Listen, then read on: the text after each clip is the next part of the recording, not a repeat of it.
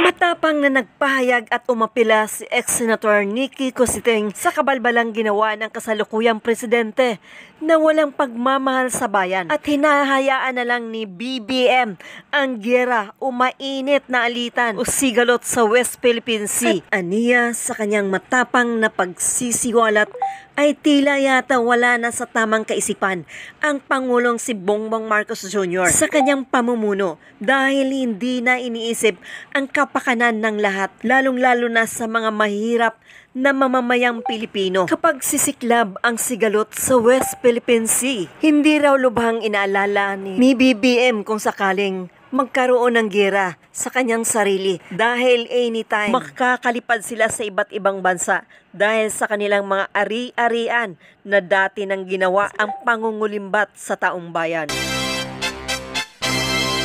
At nagbigay pa ito ng babala na kasama ang taong bayan.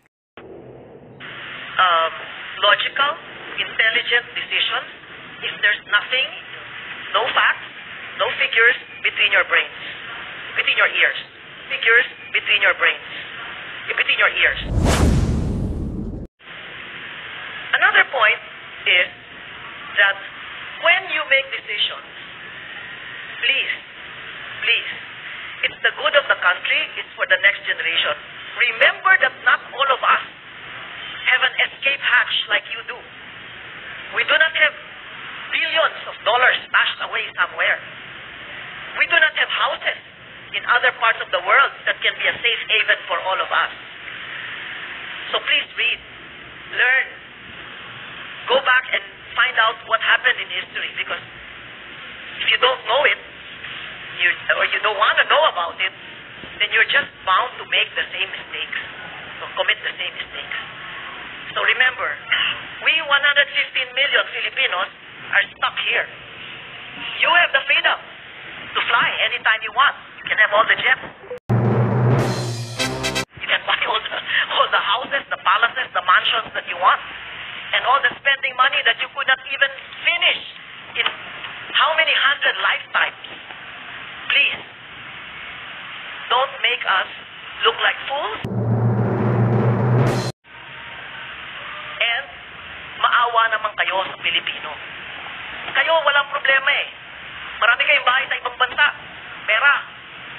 Madali kayo lumipad. Ginawa nyo na yan eh. Lumipad na kayo eh. O, di ba? So, yun lang ang aking masasabi. Kawawa naman po kami. At hindi lang mahihirap ang kawawa. Yung middle class, na paunti-unti nawawala. Yung kanilang pinag-ipunan dahil lang naniniwala sila dito sa mga propaganda, sa mga trolls, sa mga TikTok, sa mga... Hindi po yan ang kailangan namin eh. Kasi binabaliwala ninyo yung suliranin ng taong bayan. Binabaliwala nyo, hindi nyo pinapansin. Yung may reklamo, wala lang, baliwala lang lahat yan. Kasi sayawan lang, party lang, sige, biyahe lang tayo, okay. Okay lang sana kung maunlad yung bansa natin. Ngayon, meron pang Maharlika Fund. Di ba? Nakita natin sa Sweden, sa ibang bansa, na lusaw lahat yung pondo.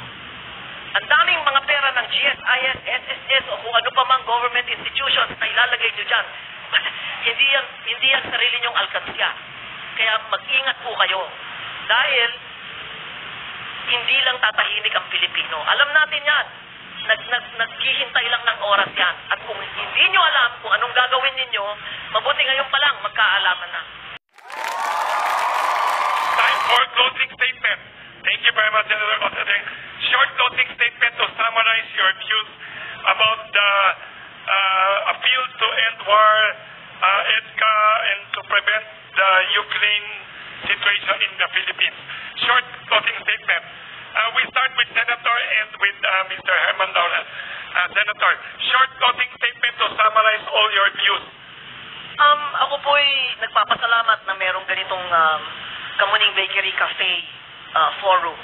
Dahil dito po, liliwanagan ang iba mga issue at magsasalita rito po ay sa katotohanan lang at doon sa talagang sinasaloob at sinasapuso yung mga binabanggit na mga opinyon.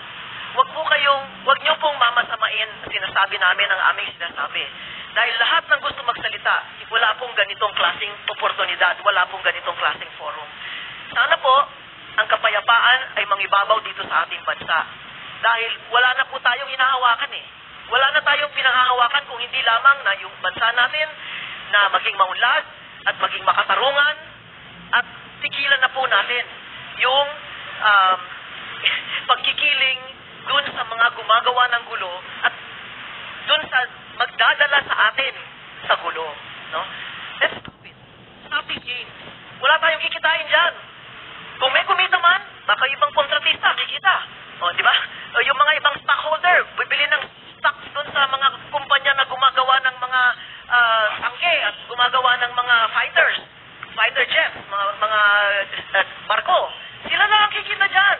Lahat tayo talo pagka nagkagulo dito. No? Kaya mahal natin yung ating bansa, pero hindi natin masasabi na yung mga desisyon ng liderato ay dahil mahal nila yung ating bansa. Yun po ang ating malaking problema.